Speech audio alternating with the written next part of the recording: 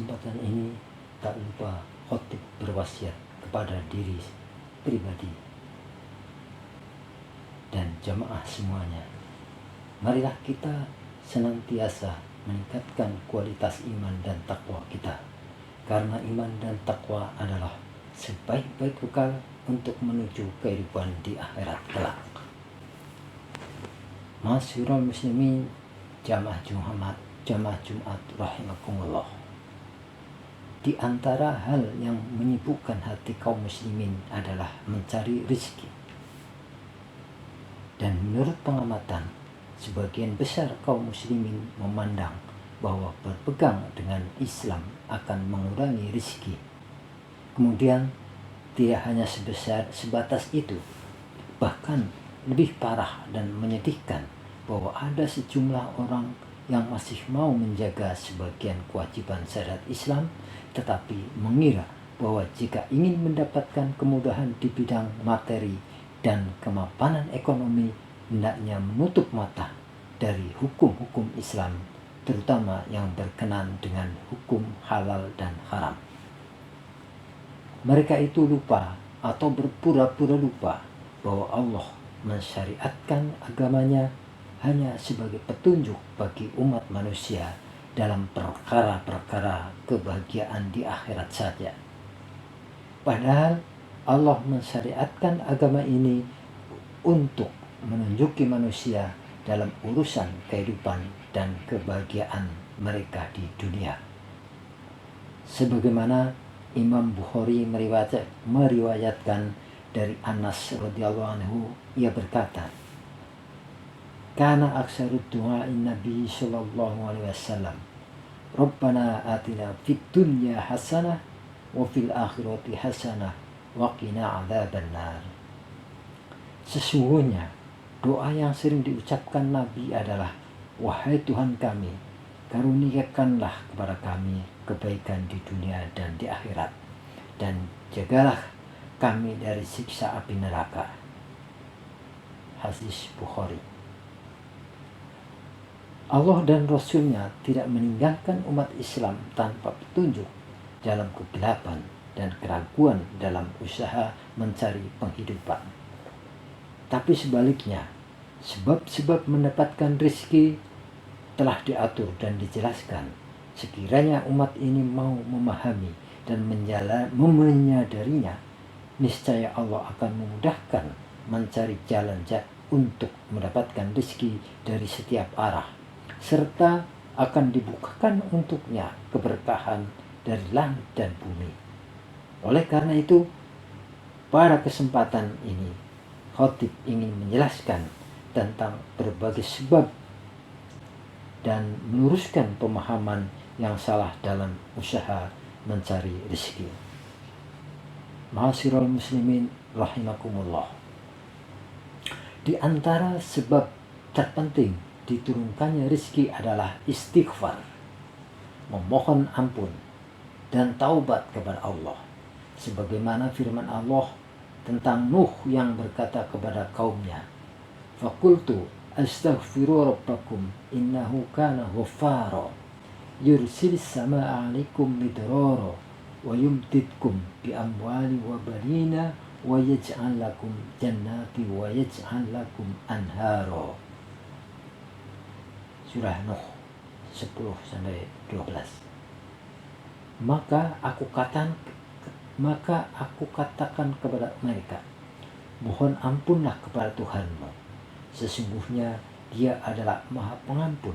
Niscaya Dia akan mengirimkan hujan kepadamu dengan lebat, dan membanyakkan harta dan anak-anakmu, dan mengadakan untukmu kebun-kebun, dan mengadakan pula di dalamnya untukmu sungai-sungai.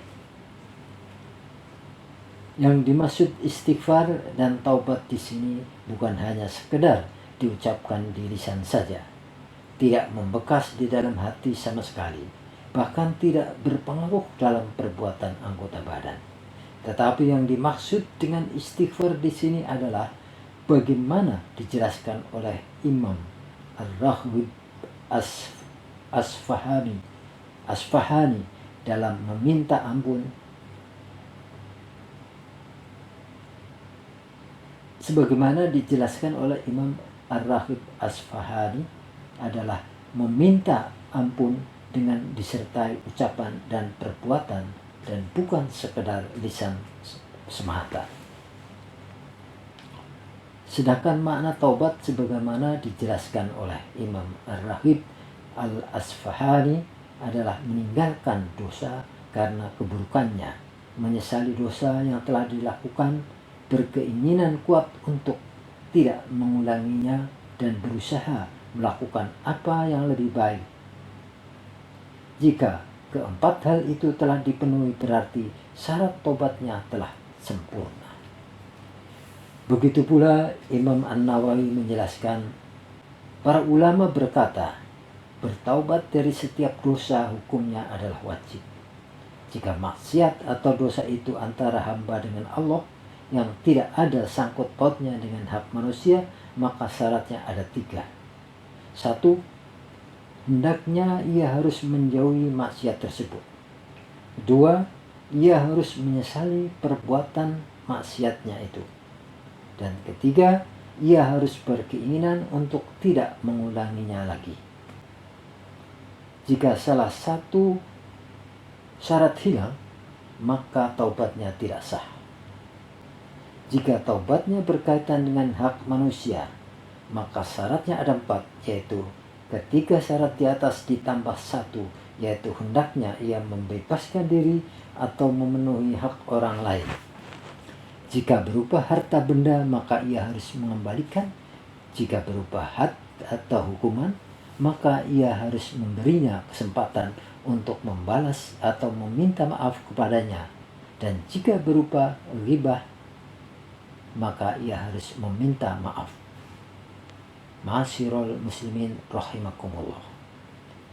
Imam Al-Qurtubi menyebutkan dari Ibnu Sahih bahwasanya ia berkata, ada seorang laki-laki mengadu kepada Al-Hasan Al-Basri tentang kegersangan bumi, maka beliau berkata kepadanya, beristighfarlah kepada Allah. Yang lain mengadu kepadanya tentang kemiskinan, maka beliau pun berkata kepadanya, beristighfarlah kepada Allah. Yang lain lagi berkata lagi, doakanlah aku kepada Allah agar ia memberiku anak. Maka beliau mengatakan kepadanya, beristighfarlah kepada Allah.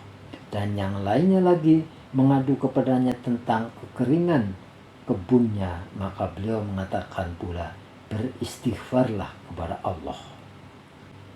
Ma'asyiral muslimin rahimakumullah. Kemudian di ayat yang lain Allah menceritakan tentang seruan Hud kepada kaumnya agar beristighfar. Wa ya qaumi astaghfiru rabbakum summa tubu ilaihi yursilis samaa 'alaikum midrara wa yazidkum quwwatan ila quwwatikum wa la tatawallaw mujrimin. Artinya, dan Hud berkata, hai kaumku, mohonlah ampun kepada Tuhanmu, lalu bertobatlah kepadanya. Niscaya Dia akan menurunkan hujan yang sangat lebat atasmu, dan Dia akan membawa kekuatan kepada kekuatanmu, dan juga janganlah kamu berpaling dengan berbuat dosa. Al-Hafiz Ibnu Katsir dalam menafsirkan ayat yang mulia di atas menyatakan, kemudian Hud memerintahkan kaumnya untuk beristighfar sehingga dosa-dosa yang lalu dapat dihapuskan. Kemudian memerintahkan bertaubat untuk waktu yang mereka hadapi. Barang siapa memiliki sifat seperti ini, niscaya Allah akan memudahkan rezekinya, melancarkan urusannya, dan menjaga keadaannya. Pada surat Hud di ayat yang lain Allah juga berfirman, Bismillahirrahmanirrahim. Wa anistaghfiru rabbakum summa tubu ilaihi yumatti'kum mata'an hasanan ila ajalin musamma wa yu'ti kulla dhi fadlin fadlah wa in tawallaw fa inni akhafu 'alaikum adzab yaumin kabir. Dan hendaklah kamu meminta ampun kepada Tuhanmu dan bertobat kepadanya. Jika kamu mengerjakan yang demikian, niscaya Dia akan memberi kenikmatan yang baik terus-menerus kepadamu sampai pada waktu yang telah ditentukan, dan Dia akan memberi kepada tiap-tiap orang yang mempunyai keutamaan atau balasan keutamaannya. Jika kamu berpaling, maka sesungguhnya aku takut akan ditimpa siksa di hari kiamat. Surat Hud ayat 3. Imam Al-Qurtubi mengatakan, inilah buah istighfar dan taubat, yakni Allah akan memberikan kenikmatan kepada kalian dengan berbagai manfaat berupa kelapangan rezeki dan kemakmuran hidup, serta Allah tidak akan menyiksa kalian sebagaimana yang dilakukannya terhadap orang-orang yang dibinasakan sebelum kalian. Ma'asyiral muslimin rahimakumullah.